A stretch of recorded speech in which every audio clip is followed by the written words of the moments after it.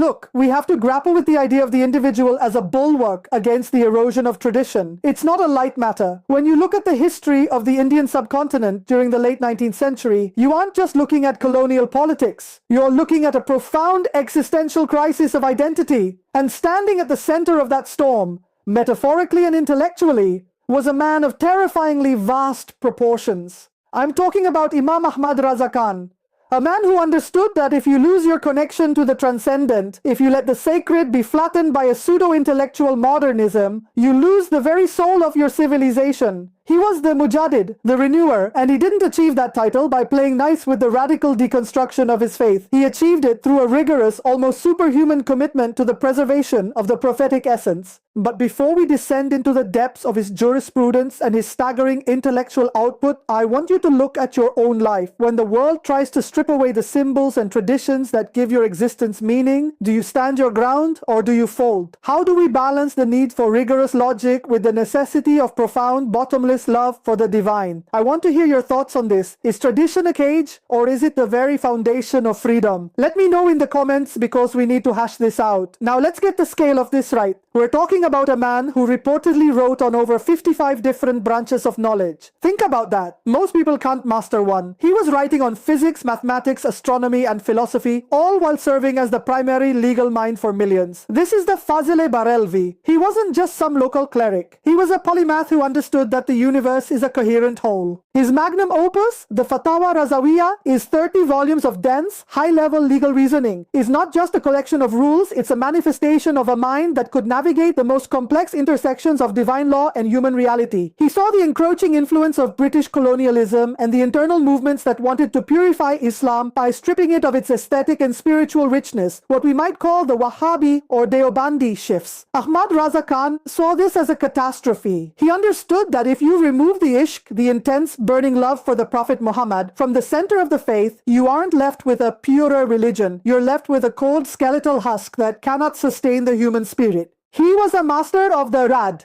the refutation. And look, refutation isn't just about being argumentative, it's about the protection of truth. If you believe that a certain path leads to the annihilation of the soul, you have a moral obligation to stand up and say, no, that is incorrect. And here is exactly, logically, and traditionally why. He defended the Sawad al-Azam, the great majority, against what he perceived as dangerous innovations that sought to distance the believer from the intermediary role of the Prophet. And then there's his poetry, the Hadaiq-e-Bakhshish.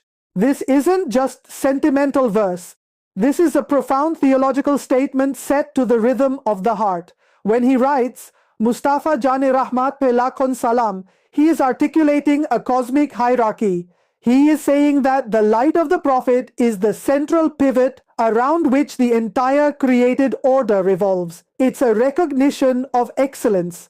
And we've lost that, haven't we? We've lost the ability to recognize and bow before that which is truly superior, truly holy. Ahmad Raza Khan was also a pioneer in science. He challenged the Newtonian concepts of his time, not out of ignorance, but out of a different ontological starting point. He wrote Fauz Mubain Dar Rad-e Hakat-e-Zamin, using complex mathematics to argue for a geocentric model. Now you might say, well, modern science has moved past that, but you're missing the point. The point is the intellectual courage to engage with the dominant scientific paradigms of the day, using the tools of logic and observation. He wasn't hiding in a cave. He was engaging with the world with a ferocity that is almost unmatched. He lived a life of extreme discipline. He slept very little, he ate very little, he was a machine of productivity because he felt the weight of responsibility. He knew that he was a guardian at the gate. When you look at the Bareilly movement today, which is essentially the continuation of the mainstream Sunni tradition of the subcontinent, you are seeing the fruits of his labor. He gave a voice to the voiceless masses who felt their traditional practices were being mocked by both the colonial masters and the internal reformers. We have to ask ourselves, what does it mean to be a renewer? It means you have the vision to see what is essential and the strength to discard what is dross. Ahmad Raza Khan didn't invent a new religion. He polished the old one until it shone with its original luster. He reminded the world that the intellect, AQL, must be the servant of love, Ishq, not its master, because an intellect without love is demonic and love without intellect is chaotic. He brought them into a terrifying, beautiful symmetry. So, when we study his life, we aren't just looking at a historical figure. We're looking at a psychological and spiritual archetype. We're looking at the man who says no to the chaos of the age and yes to the eternal order. It's a call to excellence. It's a call to master your craft, to defend your truth, and to never ever let the fire of devotion go out, no matter how cold the world becomes.